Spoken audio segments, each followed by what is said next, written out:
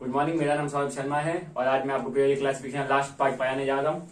अपने 3 part already cover कर चुके हैं। जो इसका आखिरी टॉपिक है इस चैप्टर का, उसका नाम है पीरियोडिक ट्रेंड्स। आज अपने पढ़ने वाले पीरियोडिक ट्रेंड्स। पीरियोडिक ट्रेंड्स में बेसिकली अपने 3 से 4 प्रॉपर्टीज देखेंगे। वो कैसे वेरी करती है वो अपने को देखना है। पहला है वैलेंस इलेक्ट्रॉन, दूसरा अपने देख लेते हैं वैलेंसी, तीसरा अपने को देखना है एटॉमिक साइज, चौथा अपने बोल सकते हैं मेटेलिक कैरेक्टर,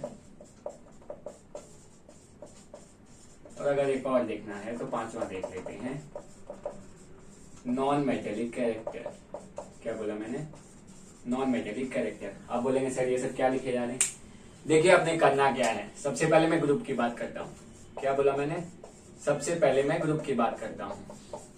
देखते हैं इन प्रॉपर्टीज में क्या क्या चेंज होता है। सबसे पहले होता है वैलेंस इलेक्ट्रॉन। चलिए ग्रुप ले लेते हैं, lithium, sodium, potassium. Atomic number 3, atomic number 11 और एटॉमिक नंबर 19। चलिए इसका इलेक्ट्रॉन कॉन्फ़िगरेशन लिख लेते हैं। वो क्या होता है 2,1, 2,8,1। इसका क्या होगा 2,8,8,1। ये पे पहले पढ़ा चुका हूँ कैसे इलेक्ट्रॉनिक कॉन्फ़िगरेशन करते हैं। अगर मेरे को इसका बनाना हो लिथियम का, तो ये अपने सेंटर में न्यूक्लियस, ये पहला शेल, या आउटरमोस्ट शेल में एक इलेक्ट्रॉन। ये मैंने किसका बनाया? लिथियम का।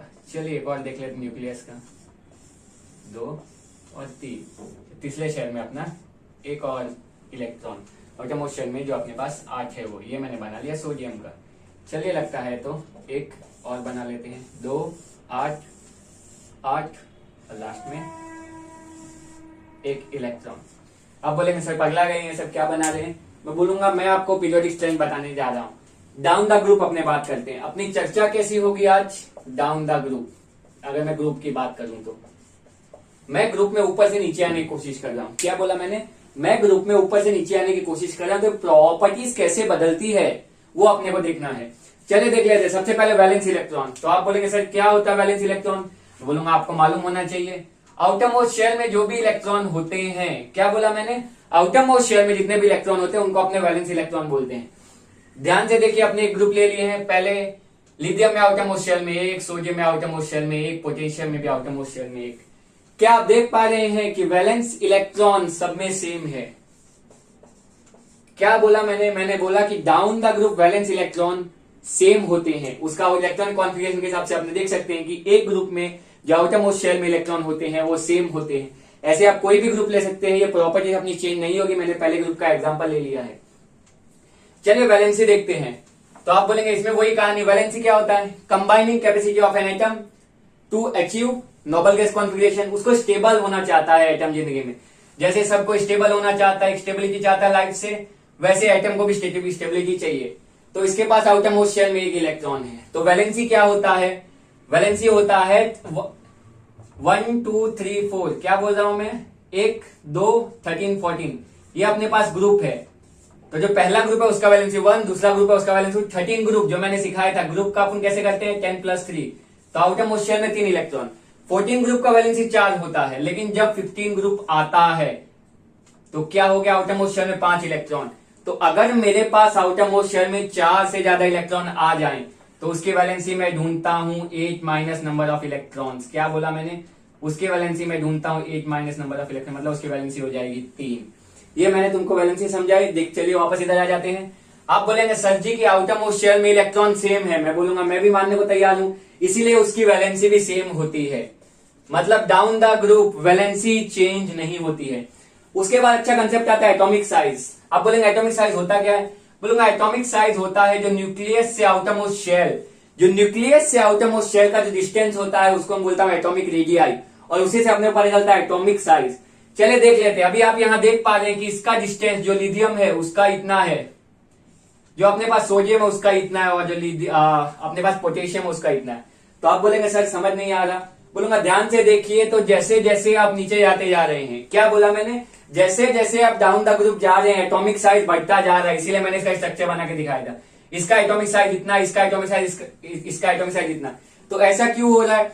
जैसे अपने नीचे आते हैं, as we move down the group every time a new shell is added. हर बार एक नया शेल ऐड होता है। देखिए इसमें 1 था, इसमें 2 था, इसमें 3 हो गया। As we move down the group every time a new shell is added, so the distance from the nucleus to the outermost shell increases। तो ये जो जगह होती है, जो डिस्टेंस होता है न्यूक्लियस से आउटर मोस्ट इलेक्ट्रॉन का, वो बढ़ जाता है। तो मैं बताना क्या चाह रहा हूं, एटॉमिक साइज क्या होती है, atomic size increases down the group. क्या बोला मैंने, atomic size increases down the group. चौथा जो अपना आता है वो आता है मेटेलिक कैरेक्टर। क्या होता है मेटेलिक कैरेक्टर, मेटल्स वो होते हैं जो इजीली इलेक्ट्रॉन दे सके। क्या बोला मैंने, मेटल्स वो होते हैं जो इजीली इलेक्ट्रॉन देना चाहते हैं। इनको ही अपने इलेक्ट्रोपॉजिटिव एलिमेंट भी बोलते हैं। क्यों, क्योंकि एटम दे देते हैं, अगर सोडियम 1 दे देगा, क्या बोला मैंने, अगर सोडियम 1 दे देगा तो Na+ बना लेगा, मतलब इनको अपने इलेक्ट्रोपॉजिटिव एटम भी बोलते हैं। अब ध्यान से देखिए इसमें क्या कहानी होती है। अपने पास न्यूक्लियस है, न्यूक्लियस आपको मालूम है पॉजिटिव चार्ज है, ये मेरे पास इलेक्ट्रॉन है, इधर दोनों के बीच का डिस्टेंस कम है, तो ये न्यूक्लियस इलेक्ट्रॉन को टाइटली पकड़ के रखता है। क्या बोला मैंने, ये न्यूक्लियस इलेक्ट्रॉन को टाइटली पकड़ के रखता है, ये उसको छोड़ना नहीं चाहता, मतलब ये इजीली इलेक्ट्रॉन नहीं दे सकता। चलिए और नीचे आते हैं, तो इसका देखिए डिस्टेंस बढ़ गया, मतलब जो इसका फोर्स होगा, फोर्स ऑफ अट्रैक्शन, वो यहां कम होगा। आप बोलेंगे सर जी क्यों, क्योंकि इसका साइज बढ़ गया है, इसके कंपेयर में इसका साइज ज्यादा है, तो न्यूक्लियस उतना टाइटली उसको होल्ड नहीं कर पाएगा, मतलब ये और आसानी से इलेक्ट्रॉन देना चाहेगा।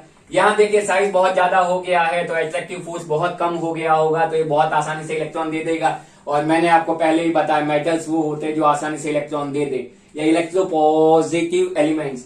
तो आपको मालूम होगा, मैं देख रहा हूं कि डाउन द ग्रुप इलेक्ट्रॉन देने की क्षमता बढ़ती जा रही है। तो आप बोलेंगे सर जी बराबर समझ गए हम लोग, down the group metallic character increases. As we move down the group, the distance from the nuclei to the outermost shell increases, so the attractive force between nucleus and the electron या फिर outermost shell electron decreases, so it will easily lose an electron forming an electropositive atom। ये मैंने अंग्रेजी में उसको समझाने की कोशिश की। लास्ट में आता है नॉन मेटेलिक कैरेक्टर। मेटल की मैंने आपको चर्चा बता दी, मेटल वो होते हैं जो इजीली दे देते हैं, तो नॉन मेटल वो होते हैं जो इजीली लेना चाहते हैं। क्या बोला मैंने, नॉन मेटल वो होते हैं जो इजीली इलेक्ट्रॉन लेना चाहते हैं। तो अब एक बात बताइए, ये इजीली देना चाहेगा तो क्या इजीली लेना भी चाहेगा? अब बोलोगे ऐसा हो ही नहीं सकता, ये देना चाहता है मतलब ये लेना नहीं चाहेगा, मतलब मेरा नॉन मेटेलिक कैरेक्टर डिक्रीजेस।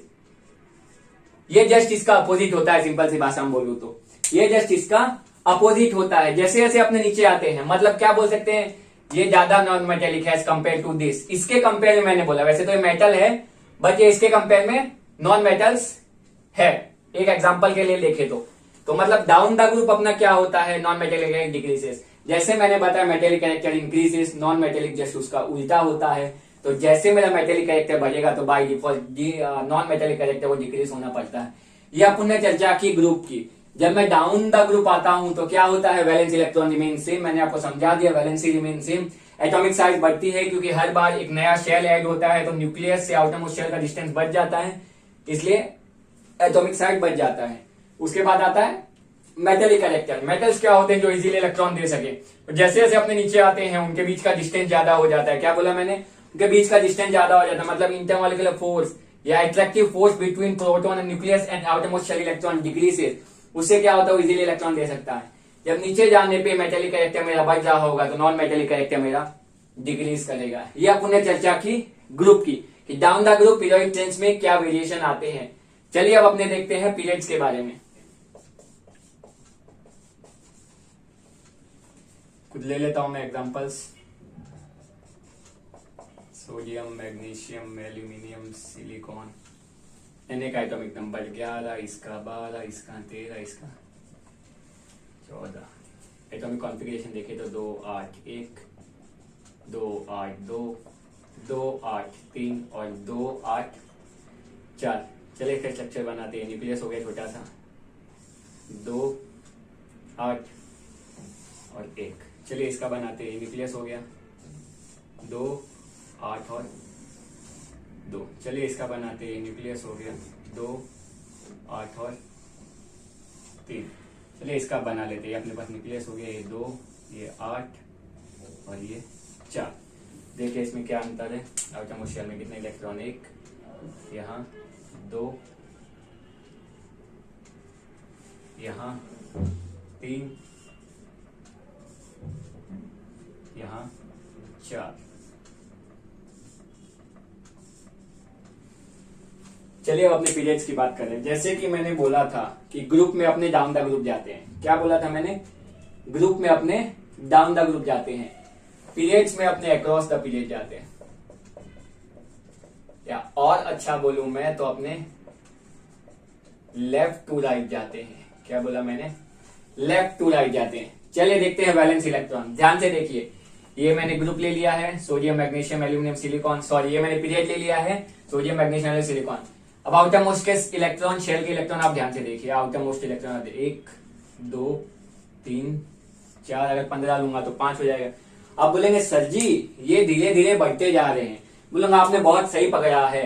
तो valence electron across the period क्या होता है?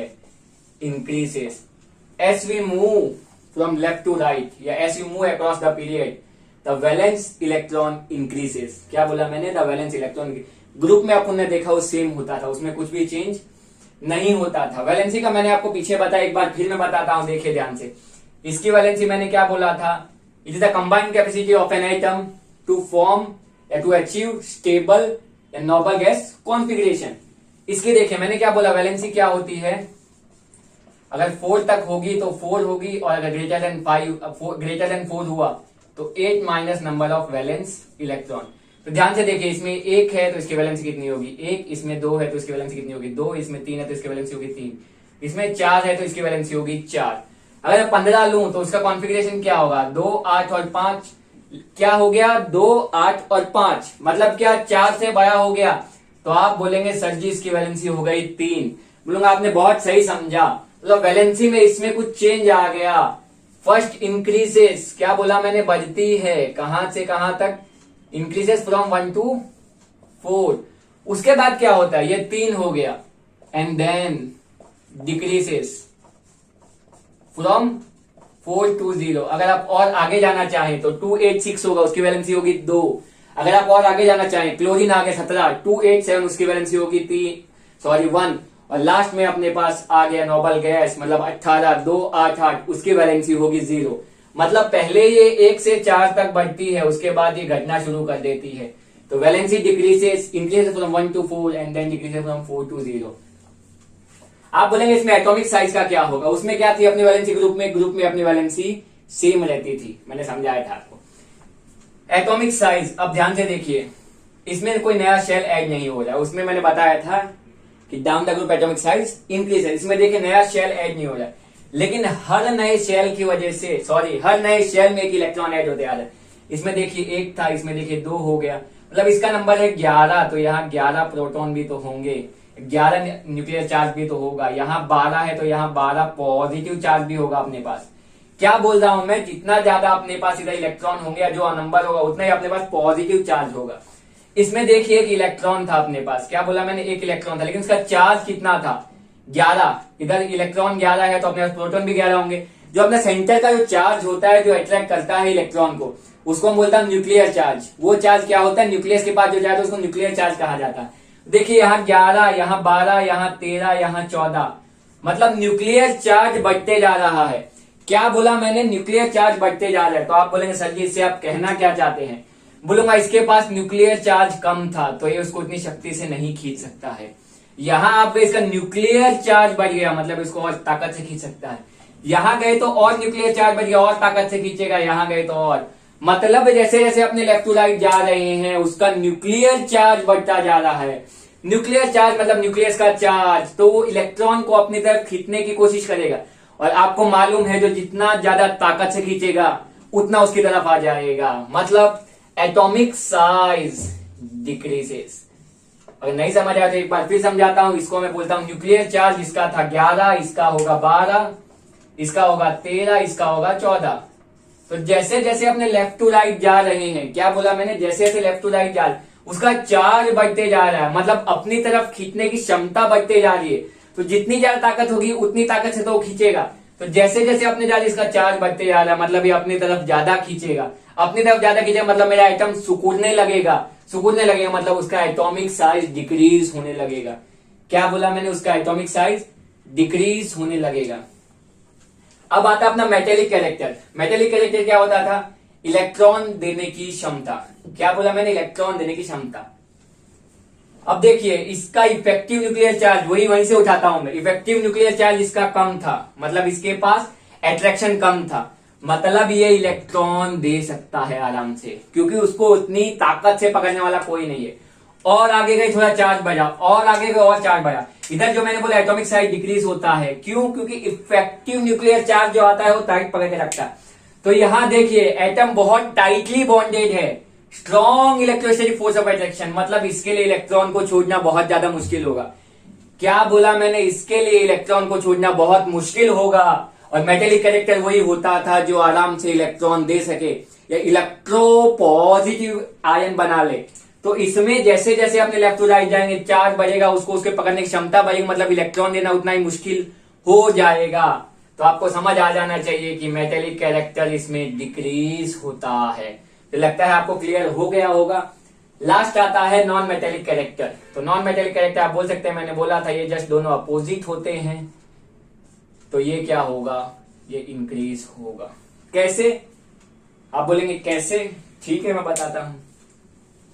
ये इलेक्ट्रॉन दे नहीं सकता या ये इजीली दे सकता है। इधर जैसे जैसे अपने आते हैं तो इलेक्ट्रॉन देने की क्षमता कम हो जाती है। लेकिन मान लीजिए मैं क्लोरीन पे आ गया डायरेक्टली, एटॉमिक नंबर 17, 2, 8 और 7, तो उसको केवल एक इलेक्ट्रॉन चाहिए। क्या बोला मैंने? उसको केवल एक इलेक्ट्रॉन चाहिए। तो वो इलेक्ट्रॉन एक्सेप्ट करने के लिए तैयार बैठा है। जैसे ही कोई इलेक्ट्रॉन आएगा वो अपनी तरफ खींच लेगा, मतलब ये 2, 8 और 8 बना लेगा। मतलब जैसे जैसे अपने लेफ्ट टू राइट जाएंगे इलेक्ट्रॉन लेने की क्षमता बढ़ जाएगी। क्या बोला मैंने? इलेक्ट्रॉन लेने की क्षमता बढ़ जाएगी, मतलब इलेक्ट्रोनेगेटिव एटम हो जाएंगे। और इलेक्ट्रोनेगेटिव एटम अपने बहुत बढ़िया नॉन मेटल होते हैं। नॉन मेटल होंगे तो नॉन मेटेलिक कैरेक्टर उसका इंक्रीज होगा। तो जैसे जैसे अपने लेफ्ट टू राइट जाते हैं उसका नॉन मेटेलिक कैरेक्टर बढ़ जाता है। ये मेरा periodic classification of element.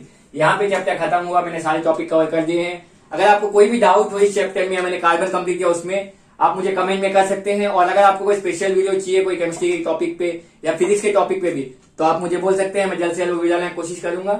Do like, share and subscribe and thanks for watching.